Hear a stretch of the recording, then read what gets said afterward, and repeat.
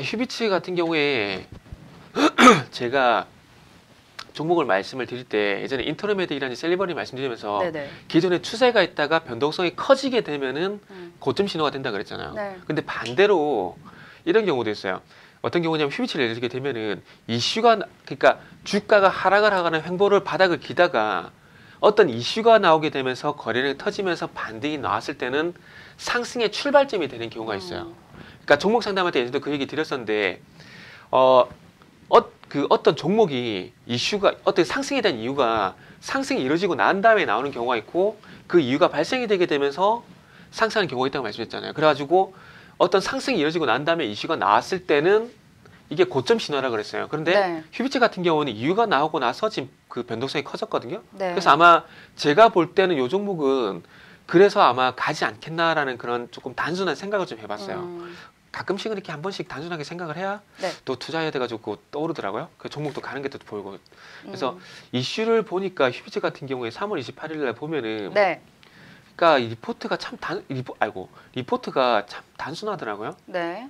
그러니까 실적 성장 기대 저평가 분석이 이렇게 나와 있는데 이게 휴비츠 하나투자증권이에요. 하나투자증권인데 실적이 올해는 120억 원이 된대요. 네. 근데 작년에 2018년 같은 경우는 81억 원이었거든요. 근데 2015년 같은 경우는 120억이었어요. 네. 그러니까 무슨 이 얘기를 왜 하냐면은 이 리포트를 보니까 이 얘기인 것 같아요.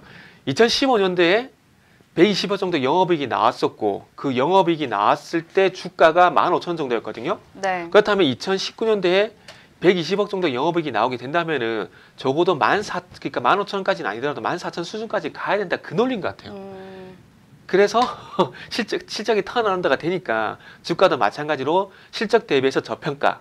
네. 그러니까 실적이 120억 정도 나오는데 지금 8,000원은 말이 안 되고 14,000원에 가야 되니까 2015년 수준인 그러니까 2016년 수준인 15,000원 이상이 있어야 된다는 정세니까 그 논리인 것 같아요. 그래서 실적 대비 저평가를 얘기를 하고 있고 그러면서 좀 수급이 집중되면서 반등이 나온 것 같은데 뭐 거기까지 봐도 될 것 같아요. 네. 그리고 기술적으로 봤을 때 지금 차트를 보면은 과거 2017년, 2018년 같은 경우에 지금 보시면 아시겠지만 기술적으로 주가였던 분기점이 14,000원이었어요. 네. 그러니까 2017년 이전에는 보시면 아시겠지만 이렇게 지지였잖아요. 보였는데 또 2017년 들어가서는 여기가 저항이 되잖아요. 네. 그렇기 때문에 아마 이게 지금 일시적으로 수급이 집중이 되게 되면서 반등이 나오게 된다면 14,000원까지는 충분히 트라이가 좀 가능할 것 같아요. 그래서 중요한 건 이거예요. 제가 이슈가 있는 중형주를 본다고 말씀드렸잖아요. 그래서 네. 그 이슈가 계속 갈 만한 이슈인지 아닌지에 대한 부분들을 말씀을 드리잖아요. 네. 그래서 결론이 이거예요. 하나투자증권에서 이런 핑계로 우리는 주가를 올리겠다라고 그냥 공표를 한 거예요. 그래서 우리는 그냥 이 흐름에 그냥 따라가는 거예요. 그냥 패스트 팔로우 말씀드렸듯이. 네네. 그래서 그런 전략으로 간다라면 괜찮을 것 같아요. 그런데 지난주 금요일에 말씀드렸지만은 휴비츠가 주의가 떴었잖아요. 네. 그래서 좀 망설였는데 오늘 주의가 풀렸길래 그래서 그냥 가져왔죠.